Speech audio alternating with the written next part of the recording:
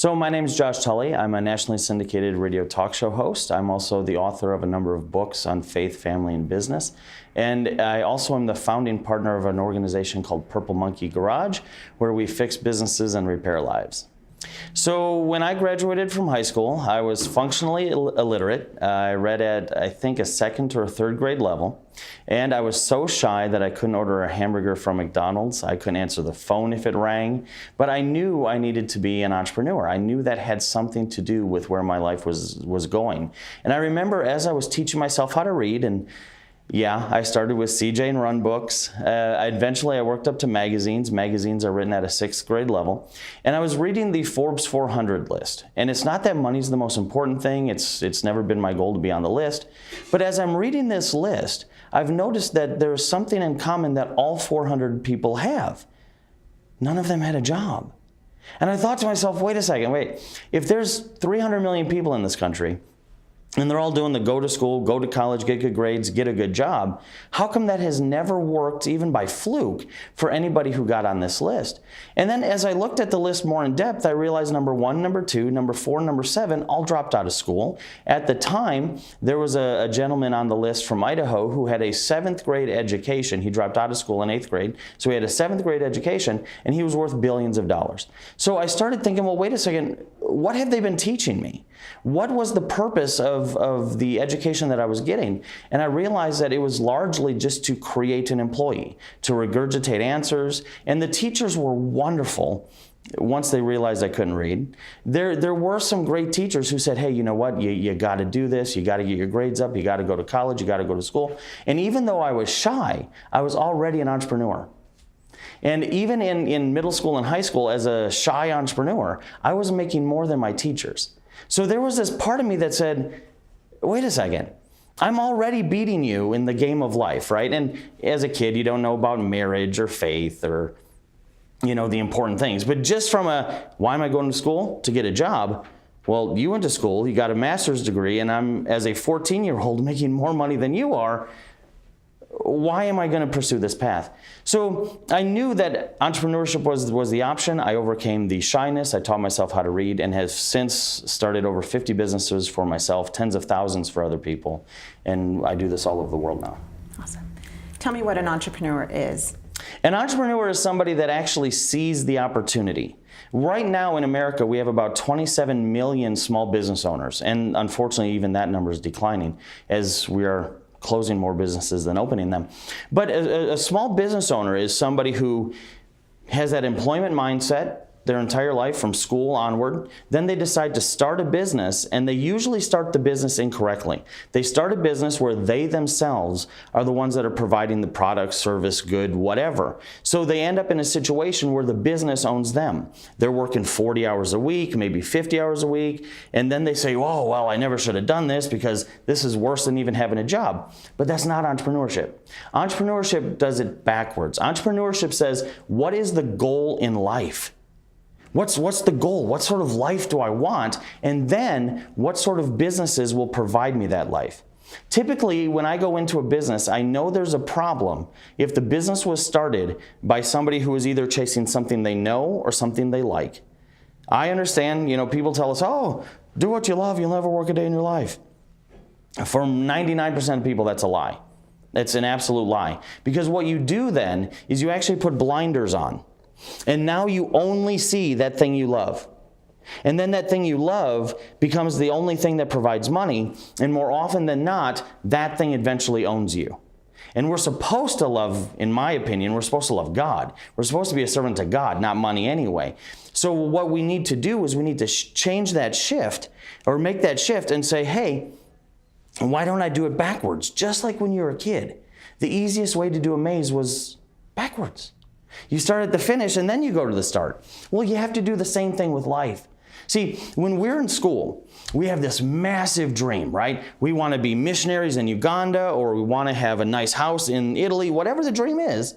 But we have this massive dream. And then as we grow up, by the time we graduate high school, we now tell our kids, well, what major do you want to study? Or what's your aptitude test say? Or some absolutely crazy system that then limits that dream. Because if God gave you the dream And then all of a sudden the aptitude test says, well, you're going to be in hotel management. Well, hotel management can't fund that dream. Hotel management can't have the freedom for that dream in terms of time and people. So we actually are limiting the children as they're growing older, and then we wonder why right now more Christians will actually declare bankruptcy than graduate from college. We wonder why 7,000 churches a year are getting foreclosed on. We wonder why the number one argument in a family is money, and it's never the abundance of. It's always the lack of. Well, because we're doing it backwards. So that's kind of where we start when we educate adults on how to be entrepreneurs. And now that we're educating children on how to do it too, we're actually finding something that's absolutely amazing. Children have a natural tendency to be entrepreneurs. We are the ones that train them to not be. And we actually drill it out of them. And I did this experiment where I took 150 adults in the room, gave them a piece of paper, and I said, draw a birdhouse. They all drew the same birdhouse. Had a roof, a little square body, little hole where the bird comes out. All of them had the same birdhouse. What that showed me was they're mentally dead. They have now stopped thinking, envisioning, being creative.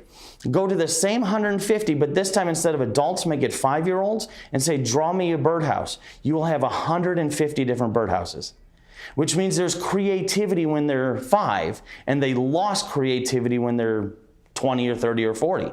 So now, if you take that into, put it into real life application, you have these kids who are getting A's, they're well educated, but they graduate from school and they don't know how to make it because they're no longer thinking creatively because we killed it. And unfortunately, the more education we put in a kid, the more of the focus we put on the actual data of the information that they learn, the worse they become when it comes to practical application in life. And Vanderbilt University in 2017 released this study where they followed straight A students, and they followed them for 10 years. And they found that those straight A students didn't have these great lives that they thought they were going to on graduation day. Oh, I'm valedictorian, right? It turns out that the D students were the ones that were having the best lives. They had the best marriages. They had the most money, and not that money's the most important thing, but you work for money. I love when people say money's not important. Well, then you work for free, right? You just show up and volunteer time? Well, no, you need it. So at least let's be honest about it. So when you look at the success rate of the valedictorians versus the D students, and it's amazing when you look at the results. Your odds of being a millionaire actually go up if you have an under 2.9 or a 2.5 grade point average. But most parents out there are saying, well, let's get that grade point average up. Let's get it up. Let's get it up. And what you're really doing at that point is you're teaching the kid to regurgitate answers as opposed to think on their feet. So then when they go into life, they think all I have to do is regurgitate an answer and I get rewarded, right? Life doesn't work that way. So then they're behind the 8 ball. How do we, as parents, not crush that creativity? And how do we teach our kids from a young age to grow up to be entrepreneurs? Well, there's a few different things in that. So first, when it comes to educating them, we have to stop educating them just to produce an answer. I have a textbook from 1929. It's a 7th grade textbook. It's less than an inch thick, right? The first chapter, how to start your business. And that math book taught math through the model of you're going to leave school and go start a business. Because in 1929, we taught unless you were the dunce in the corner with the cap on, you are going to leave school and be a business owner. The employees are the dunces. Well, now we've shifted that. So even in great curriculum, it's the book's this thick and it's just repetition, repetition, repetition. So we have to get away from that. We have to teach applied skill sets, whether it's applied language arts, applied sciences, applied math, and make that geared towards getting them to think, not just getting them to reproduce an answer. Now, beyond that, how do we raise kids to be entrepreneurs? We're actually putting an entire program together, and we teach parents how to raise their children this way. But the small snapshot is you get rid of time-based punishment. So timeout is never 15 minutes or grounded for a week, because when you do that, you're actually teaching them that time served equals reward. So instead, we created a process where you actually teach the child to be an entrepreneur, even to get out of being punished. So instead of grounding, let's say, little Billy for a week, we say, okay, little Billy, you're punished until you earn $500 family dollars. And then you create a list of things that can be done for family dollars, fake money, but nothing on that list is a one shot and you're out. So maybe cleaning the garage, $50 family dollars. Babysitting your sister, $20 family dollars. But now it's Billy's job to think of how he's going to creatively gain his freedom back. Because we need to remember as parents, we're not here just to punish the child. We're here to discipline the child, raise them in the way that they should go so they shall not depart. So if we raise little Billy to think like this, he now becomes that creative entrepreneur. In addition to that, when they get old enough to realize what money is, they do not get an allowance. Because an allowance, if you think about it, is really, well, mom and dad got paid on Friday, pay me. Mom and dad got paid on Friday again, pay me. Well, if that's going to be what you're raising them to do, you're raising them to be an employee. So they get used to, well, it's Friday. And if we look at the generation that's now entering the marketplace and getting jobs, what are they expecting? What's the number one complaint from corporations? We hire these 35 and unders, and they're saying, well, I've been here for an hour, pay me. I've been here for a week, where's my promotion? Because we've taught them to do this. So instead, what we teach parents to do is we teach them, if your child's old enough to understand what money is, and they want to make money, they start a business. And they can only run that one business for 6 months. After 6 months, they have to come up with something else, because you're not trying to make them the Donald Trump of lemonade. You're trying to get them to be entrepreneurs. But this means if I had a kid from 6 to 18, and he or she had to start a new business every 6 months, that kid started 24 businesses by the time he gets out of high school. That kid is such an entrepreneur as opposed to an employee or a small business owner. He is such an entrepreneur, I could drop that kid off with $50 in Singapore, come back a year later, and he'll be middle class. So there are some definitely key things that we should be doing to raise entrepreneurs and not employees and small business owners.